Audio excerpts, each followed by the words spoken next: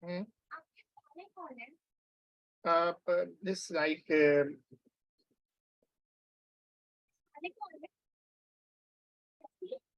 hmm, आपके साले कौन है? Moon Mama और and पापा भी क्लास ले रहे हैं.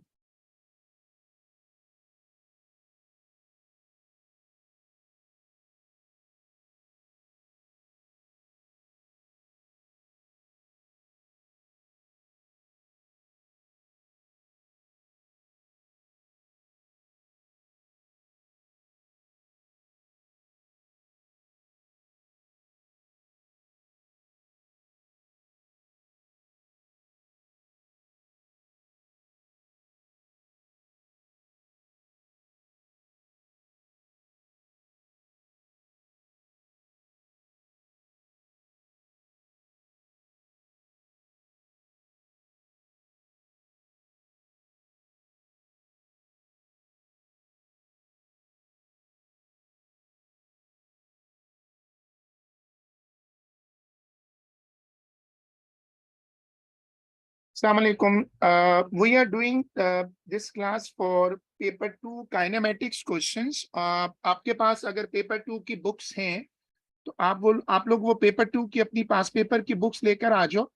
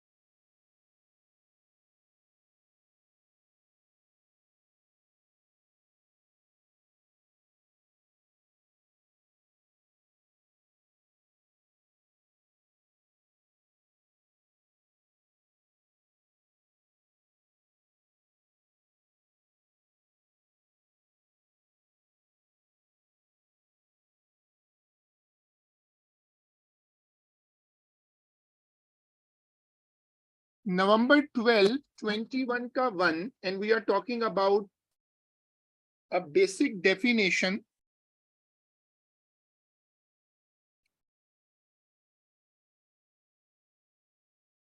सबसे पहले डेफिनेशन पूछ रहे हैं डिफाइन एक्सेलरेशन. ये बहुत फंडामेंटल डेफिनेशन है. Acceleration is the rate of change of velocity. फिर state Newton's first law of motion.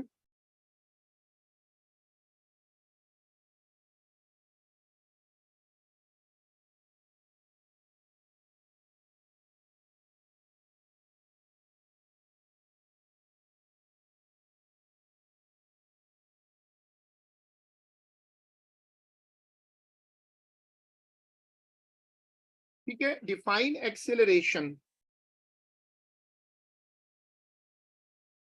Acceleration की डेफिनेशन आ गई. State Newton's first law of motion. Newton ने अपने फर्स्ट लॉ में क्या कहा था कि an object in motion will remain in motion and an object in rest will remain at rest until an external force is applied on it. The variation with time of vertical speed of a parachutist falling from an aircraft is shown.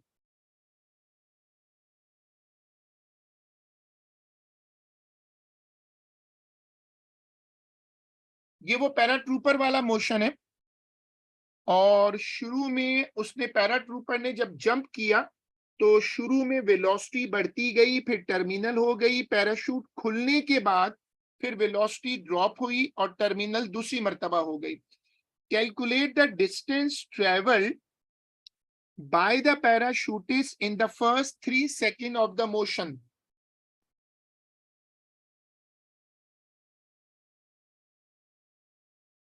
देखो ये जो velocity time graph होता है इससे distance travel कैसे निकालते हैं, वो एरिया होता है. ये कह रहे हैं फर्स्ट 3 सेकेंड। अच्छा,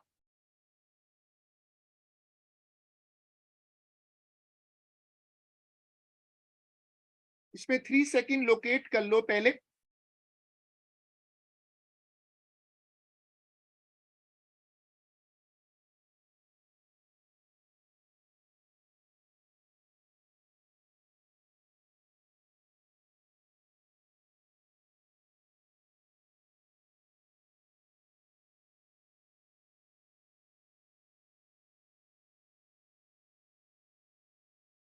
अगर आपके पास पास पेपर बुक्स हों तो हमेशा वो ले आया करें और उसमें सॉल्व करें, सो दैट आपके पास भी टाइम इस लिहाज से सेव हो जाएगा कि आपका रिकॉर्ड होगा। फिर ये ग्राफिकल वर्क होता है, लाइनें मार्क करनी, सब उस पे हो जाएगा ना। तो जो आपके पास पेपर बुक्स हों वो साथ रखें और उसी में सॉल्व करें। अब इसमें 2 और 4 तो मिल गया मुझे, अब ये 3 बीच में आ रहा है।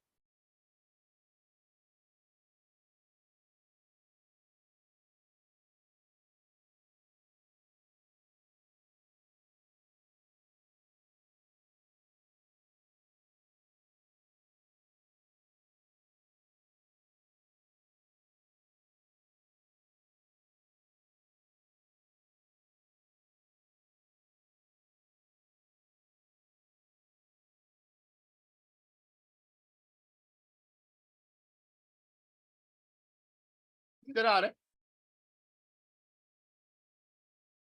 अब आप लोग इसको देख के बताइएगा कि वैल्यू कितनी आ रही है। अगर मैं इसको रीड करता हूं जाकर 3 पे, तो ये आ रहा है 31।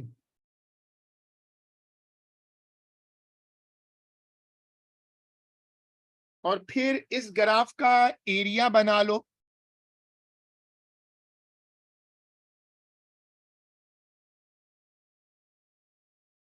इस वाले सेक्शन का ये वाला एरिया बना लो।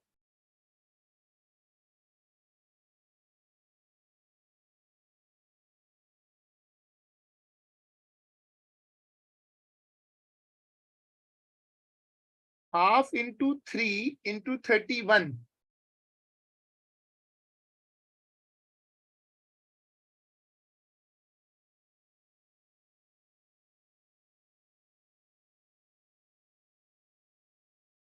Forty 46.5।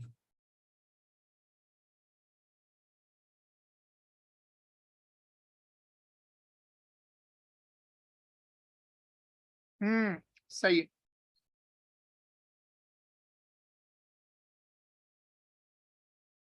Explain the variation of the resultant force acting on the parachutist from 0 till 15।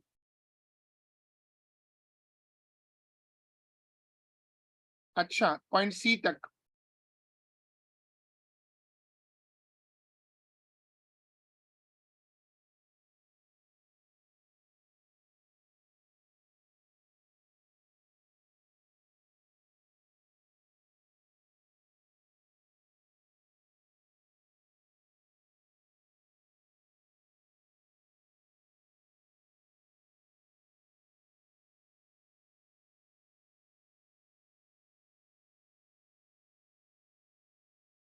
यहाँ आ रहा है।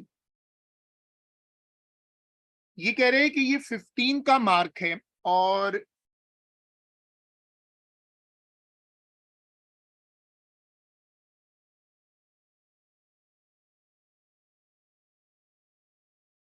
मैंने इसको लोकेट तो कर लिया है। अब तुम लोग इसका वो एक्सप्लेनेशन बना लो।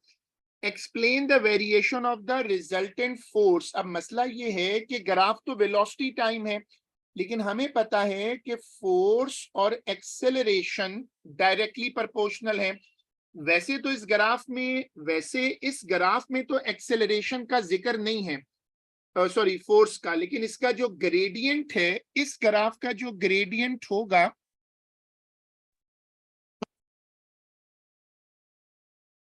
वो होगा एक्सेलरेशन। और acceleration is directly proportional to force. तो मैं इस वाली लॉजिक पे कर लेता हूं और मैं क्या करता हूं कि पहले मेरे पास स्ट्रेट लाइन है, फिर कर्व है, फिर हॉरिजॉन्टल लाइन है। तो ये जो पैचेस है ना, इन पैचेस को लोकेट करवा लो।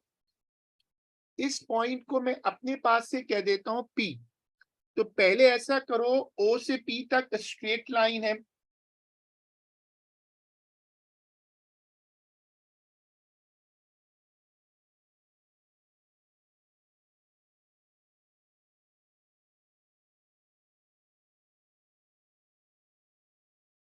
ओपी का मतलब है यूनिफॉर्म एक्सेलरेशन। और अब फोर्स और ये दोनों तो प्रोपोर्शनल हैं, तो फिर उसका मतलब होगा uniform resultant force.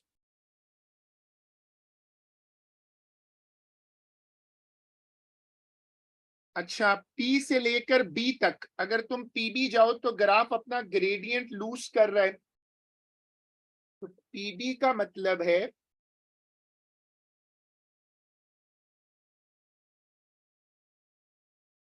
Decreasing acceleration.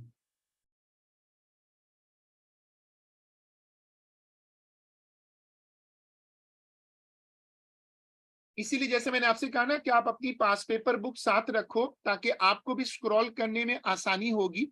ये है नवंबर 12 टू 1 का 1, अगर ये सवाल मिल जाता है। अच्छा, अब पी से लेकर बी हो गया, बी से सी स्ट्रेट लाइन है।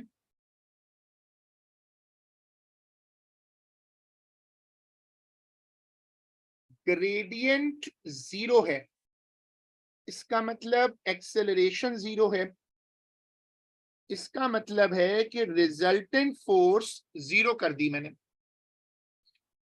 तो हमें यहां तक बताना था और हमने उसको अलग अलग पैचेस में बता दिया।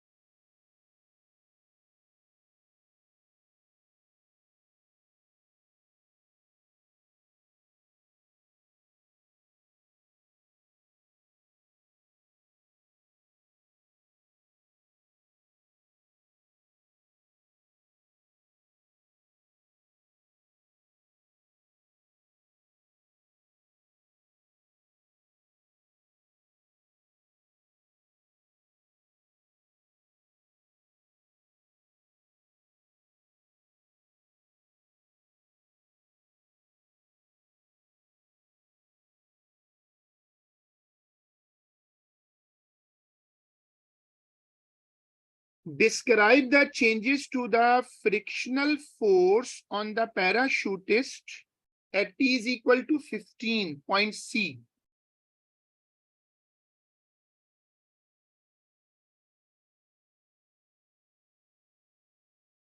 जब ये पैराट्रूपर, ये अगर हम पैराशूट का इसी मॉडल कर लें और ये उसका वेट है, पैराट्रूपर ऐसे नीचे आ रहा होगा तो उस पर ऊपर की तरफ फोर्सेस लगेंगी। एक तो अपथरस की फोर्स होगी और एक ये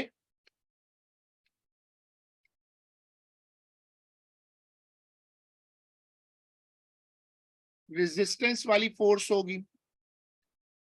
ठीक है, तो अब बताओ कि 15 T is equal to 15 point C।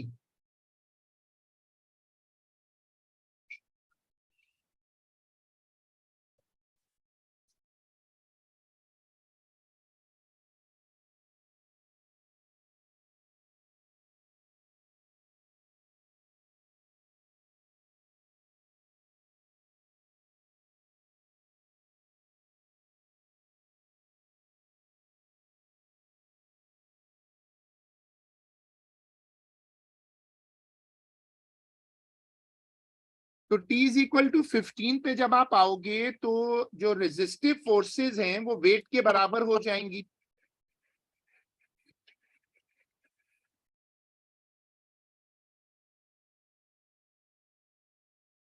इस पॉइंट पर यहां पर इस वक्त रिजल्टेंट फोर्स 0 है। अब देखो रिजल्टेंट फोर्स 0 कैसे हो सकती है?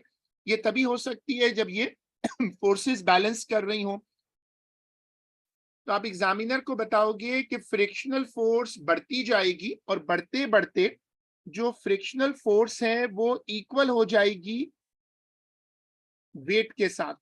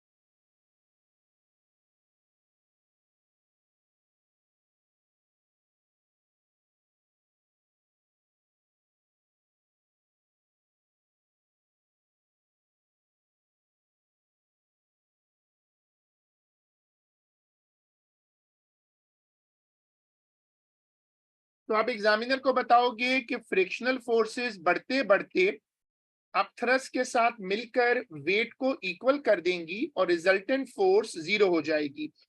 फिर कह रहे हैं कि बिटवीन 15 एंड 22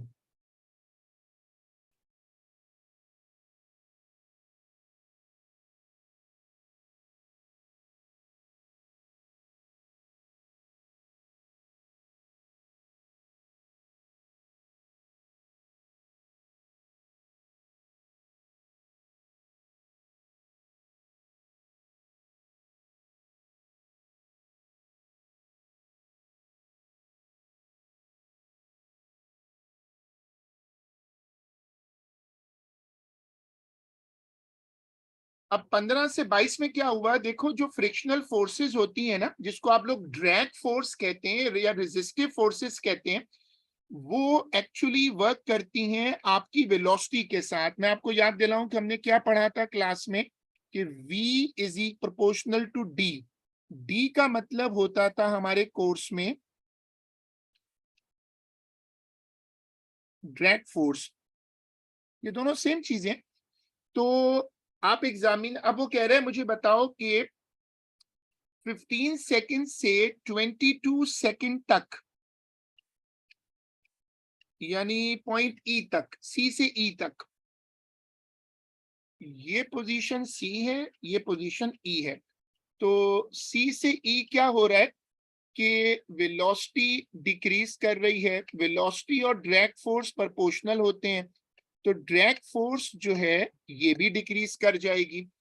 तो आप एग्जामिनर को बताओगे कि रेजिस्टिव या फ्रिक्शनल फोर्स विल डिक्रीज। यहां पर 2 में क्या आंसर होगा कि ड्रैग फोर्स विल डिक्रीज। और ई पे पहुंचकर क्या होगा कि फिर वो ई तक कम होती जाएगी। The mass of the parachutist is 95 kg। Calculate for the parachutist between 15 and 17 point D, the average acceleration.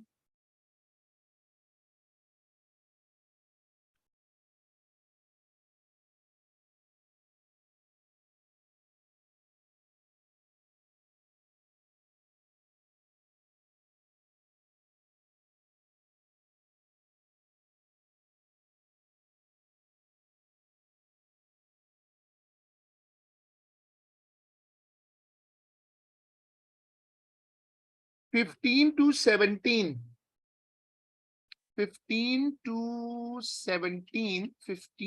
17, अब 17 डी पर कह रहा है वो।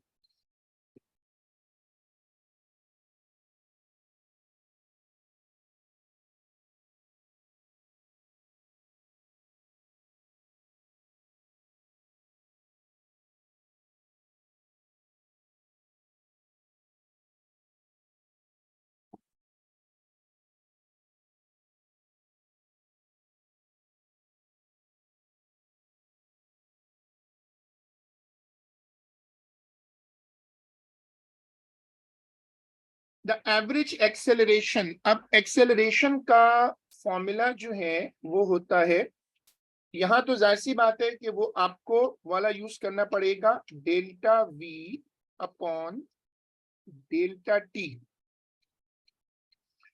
अब आप इनकी ना वेलोसिटी नोट कर लो, यहां से आओ और दोनों पे जाकर वेलोसिटी नोट कर लो।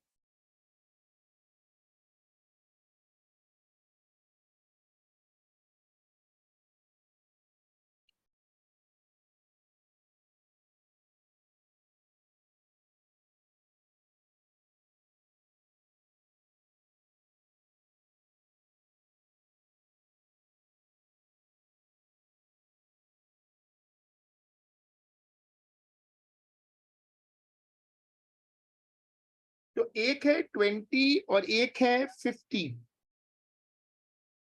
आंसर आप बता रही हैं 15, ठीक है। तो एक 50 है और दूसरा जो है वो 20 है।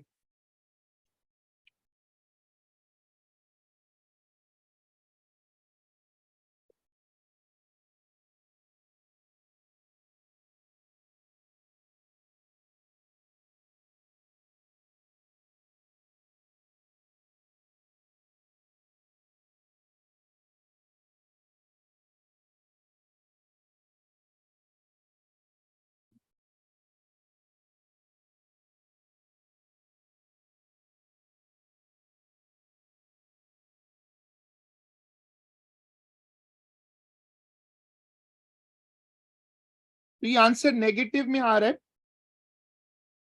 The average frictional force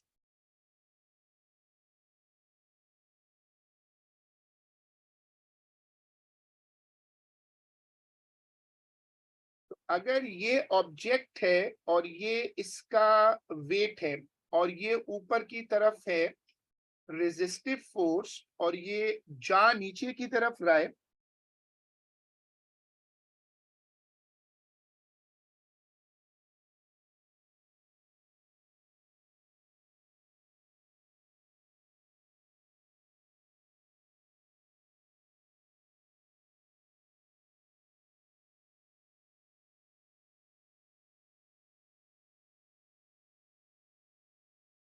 it is going downward.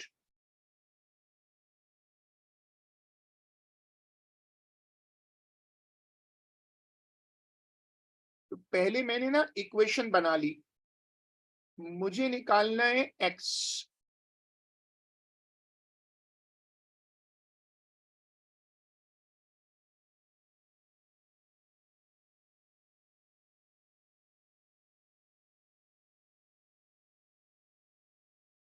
like this.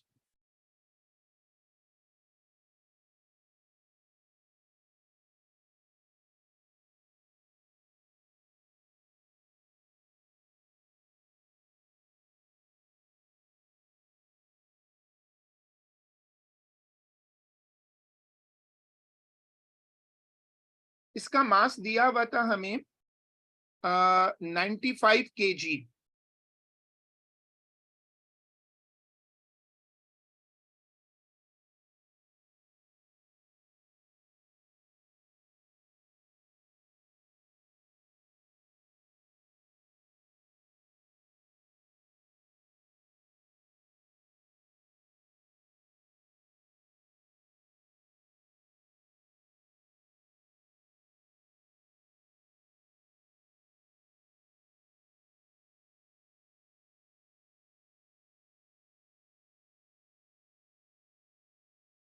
ये वर्किंग करके दो।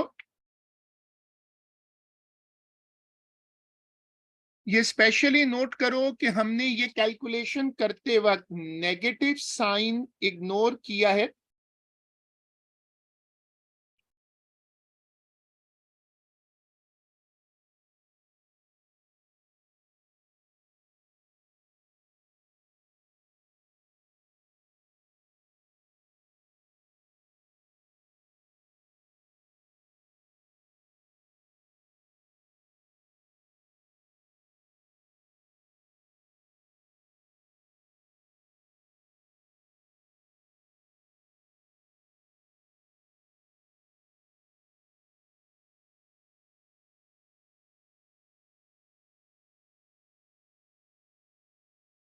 राउंड करके 2356.95।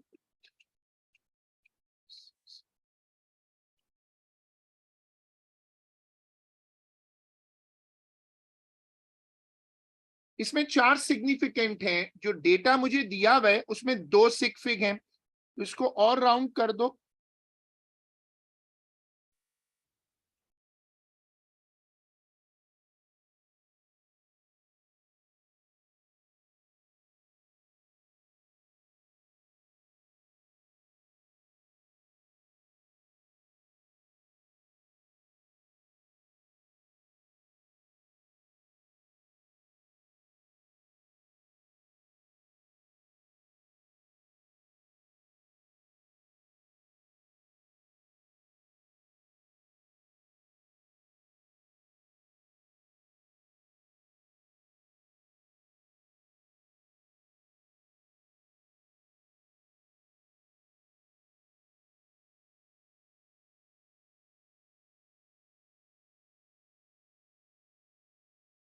The drag force on an object of cross-sectional area moving with a speed v through a fluid of density rho is given by this equation, where capital C is a constant. Show that C has no unit. अब वैसे तो ये इस chapter का question तो नहीं है, लेकिन अब ज़ाहिर है बीच में जो चीज़ आ जाए सब कर लेनी चाहिए।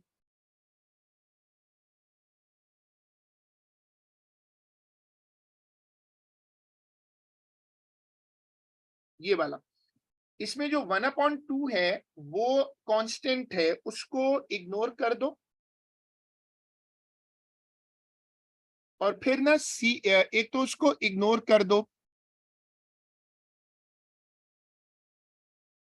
दूसरा ये करो कि इसको रीअरेंज कर लो।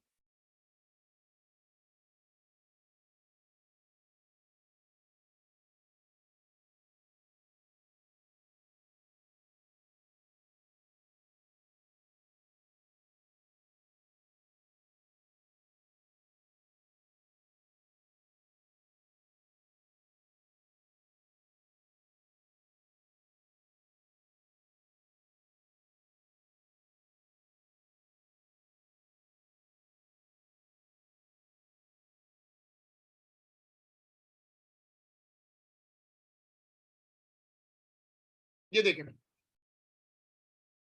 अब इसमें वैल्यूज डालो और ये कह रहे हैं कि आपको शो करना है कि सारी यूनिट्स वगैरह कट जाएंगी, न्यूटन की जगह आएगा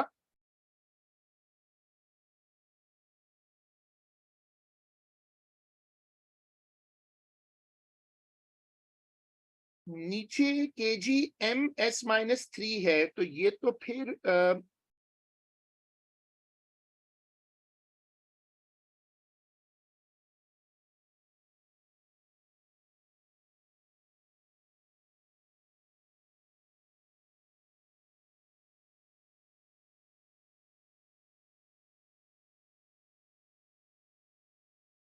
इसकी कैलकुलेशन करो और शो करना है कि देयर इज नो यूनिट।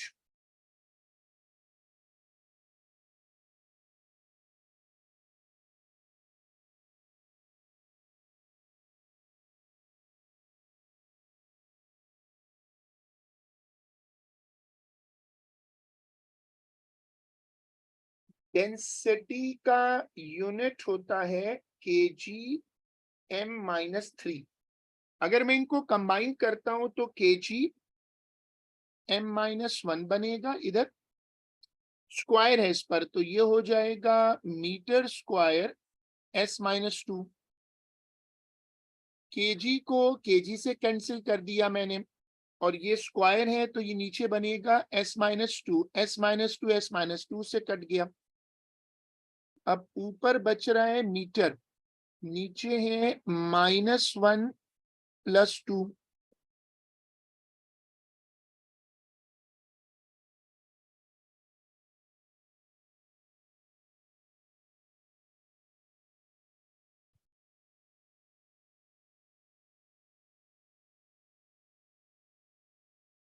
जितनी भी वर्किंग करें वो लिख कर करें, अपनी कॉपी पर अपने रजिस्टर पर उसको प्रॉपर लिखो।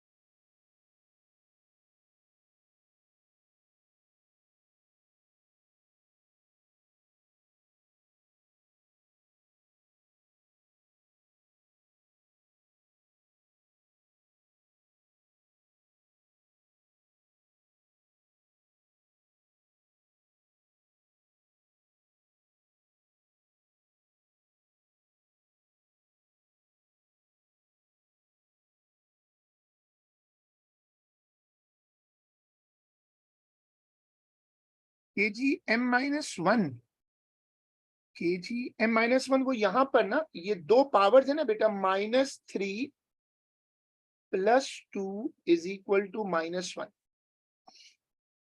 ये जो नीचे तुम्हारे पावर्स है ना -3 और 2, इनको ऐड करो तो -1 बन जाएगा।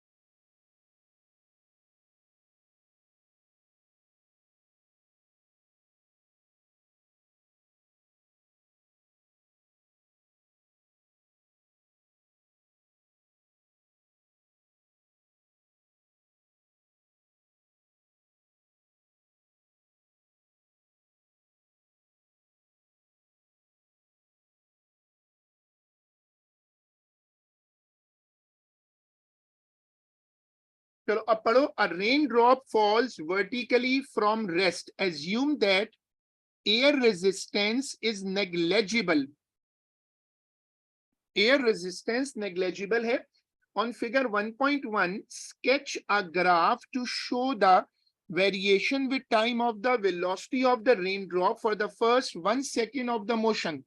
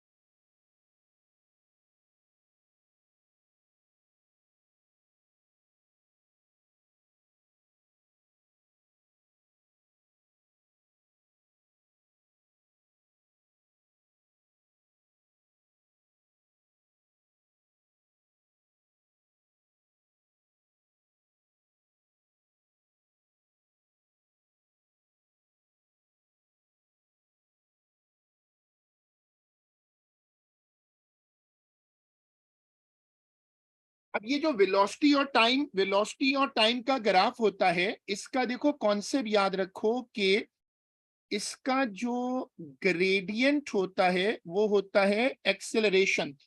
एयर रेजिस्टेंस तो है नहीं, तो इसलिए यहां पर ग्रेडियंट होगा जी. जी का मतलब है 9.8. तो अब आप इसको ऐसे ड्रॉ करो कि ये 9.8 का ग्रेडियंट शो कर दे. 9.8 का ग्रेडियंट कैसे शो करेगा कि नीचे 1 ले लेता हूं, यहां पर 1 ले लेता हूं, यहां पर मैं इसको रीड करता हूं. तो 8.4, 8.8, 9.2. तो 9.8 देखो कहां पर आएगा.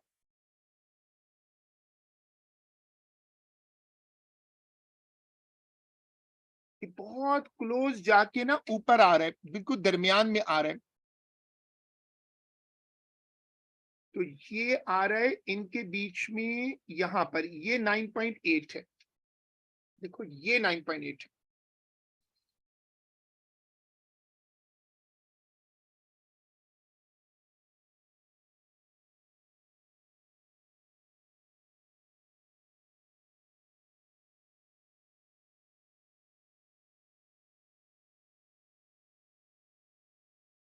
मैंने इसको 9.8 पे जाके मार्क कर दिया है, ताकि वो, इससे क्या होगा कि जब इधर 1 है ना और उधर 9.8 लिया है, तो ग्रेडियंट 9.8 हो जाएगा.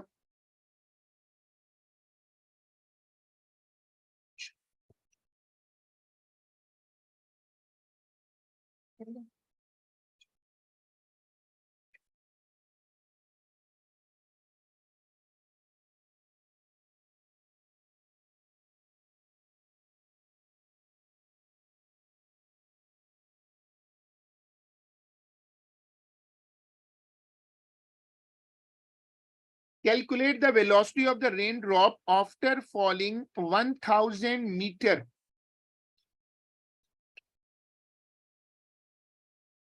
तो इसके लिए हम ये कर सकते हैं कि इनिशियल वेलोसिटी 0 ले लेते हैं, क्योंकि इसने बोला है ना, देखो ये रेस्ट.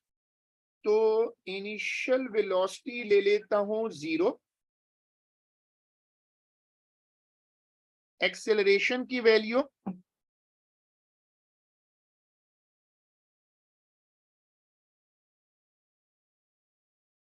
ये मैंने डेटा बना दिया है.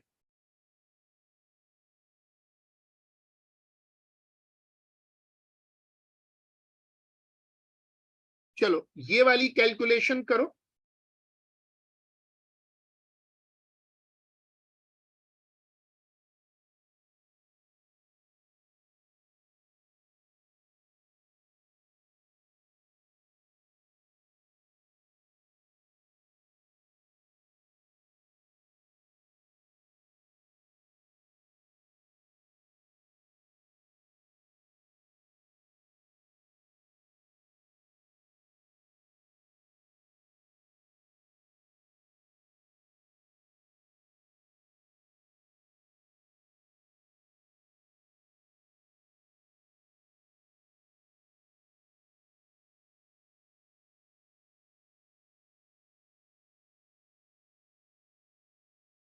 चलो अब इसमें वैल्यूज पुट करो और सॉल्व कर दो।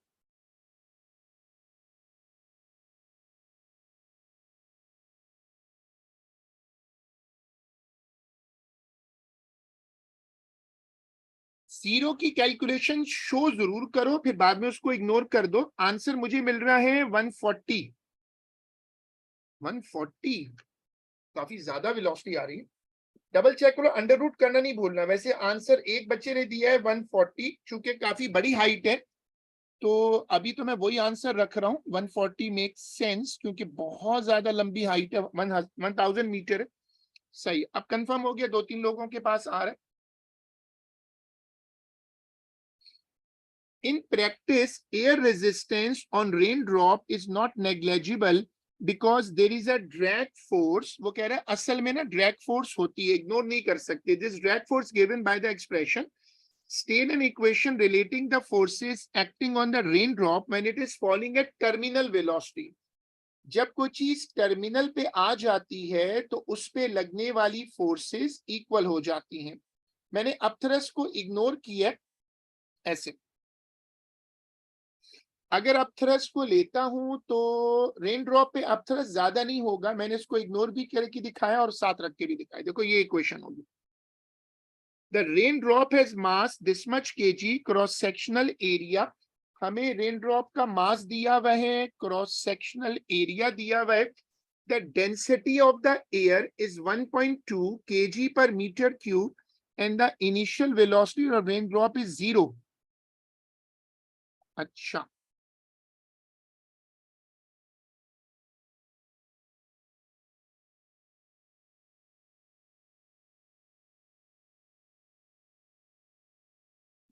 अब रेन ड्रॉप की टर्मिनल वेलोसिटी शो करनी। फॉर्मूला ये, d is equal to half C rho A V square.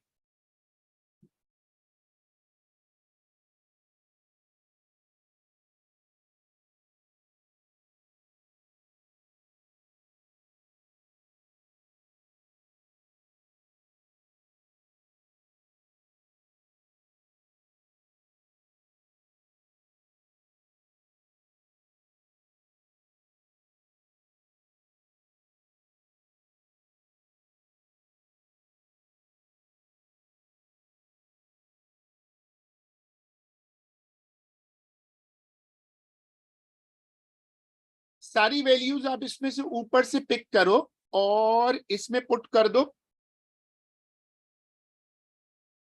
d और w बराबर है। अगर आप u को इग्नोर करते हो ना तो, क्योंकि अपथरस छोटा सा है ना रेन ड्रॉप, तो अपथरस इग्नोर हो जाएगा।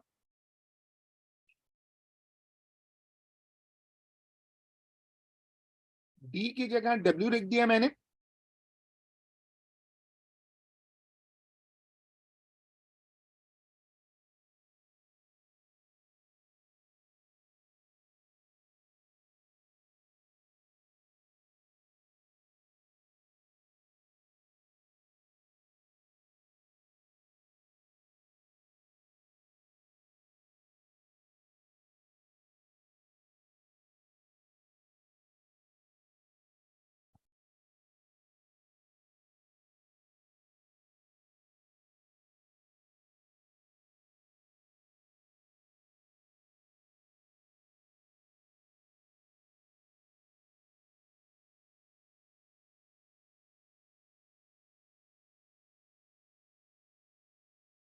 देखो ये कैलकुलेशन मैंने w की कैलकुलेशन ऊपर दिखा दी है। सब वैल्यूज जल्दी से पुट करके मुझे आंसर निकाल दो।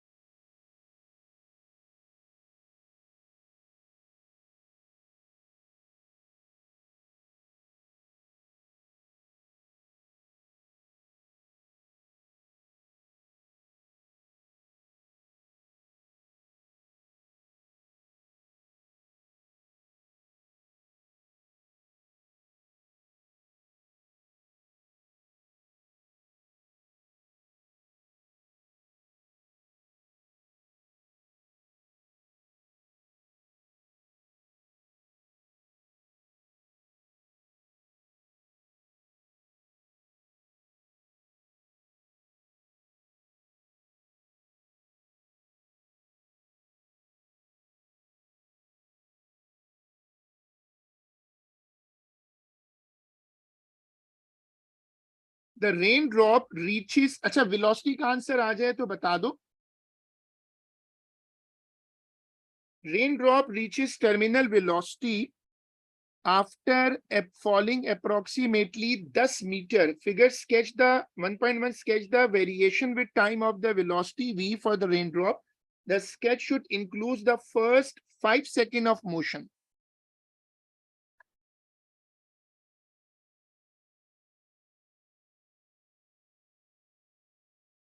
Seven metre per second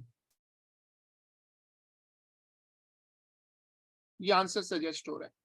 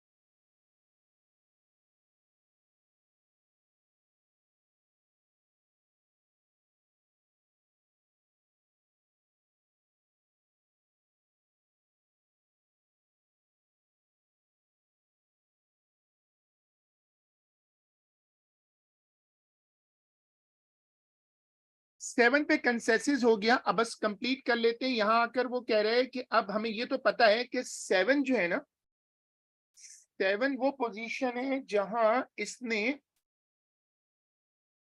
terminal touch करना है। देखो ये सेवन आ गया हमारे पास,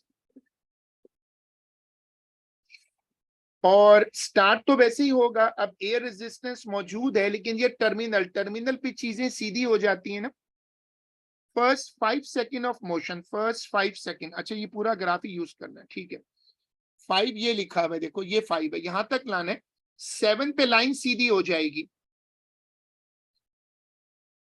मैं 7 पे एक बैरियर बना लेता हूं।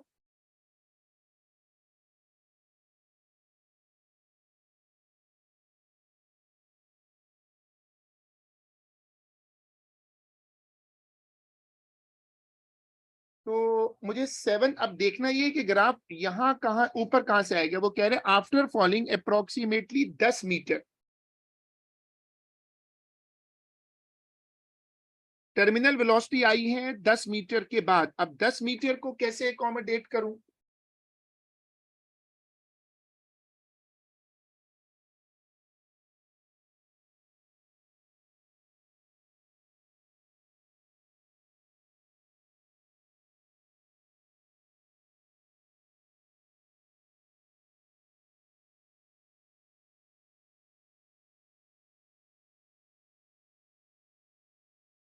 दस मीटर का मतलब है एरिया। जो वेलोसिटी टाइम ग्राफ होता है, जो वेलोसिटी टाइम ग्राफ होता है उसका एरिया डिस्टेंस होता है। उसका जो एरिया है वो डिस्टेंस होता है। तो एरिया 10 मीटर है, तो एरिया 10 मीटर रखना है। मेरे पास ये शेप तो आ गई है। अब तुम इसको ट्रायल एंड एरर से कर लो। अगर मैं 2 पे लेता हूं तो ये शेप बनेगी ट्रायंगल, हाफ इंटू 2 इंटू 7।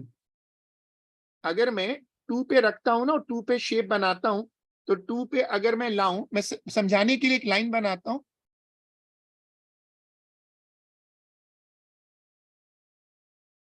अगर मैं इसको लेता हूं 2 तक, देखो यहां तक लाओ ना। अगर आप इसको यहां तक लाते हो तो एरिया कितना होगा? Half into 2 into 7। Half into 2 into 7 suit नहीं करेगा, क्योंकि ये हो जाएगा 7। हमें चाहिए 10।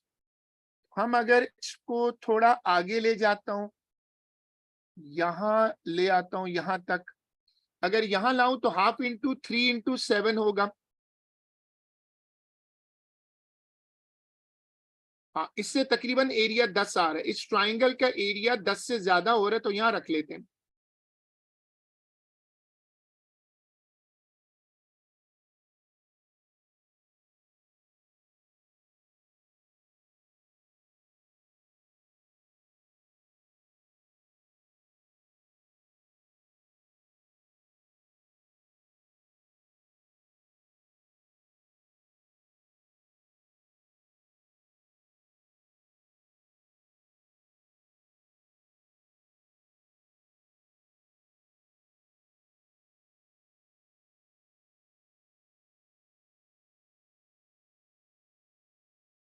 ऐसे शेप बन रही। मैंने क्या लॉजिक इस्तेमाल की कि शुरू का एरिया 10 मीटर होना चाहिए, ये वाला मैं आपको शेड करके दिखाऊं जो उसने 10 मीटर अप्रोक्सीमेटली बोला है ना, तो ये वाला जो एरिया है, ये वाला, ये 10 मीटर होना चाहिए, तब वो उसकी कंडीशन पूरी हो जाएगी। चलें फिर इसको आज का काम यहीं तक रख लेते हैं और हम इसको फिर इंशाल्लाह जो हमारी अगली क्लास है उसमें कंटिन्यू करेंगे। अल्लाह हाफिज।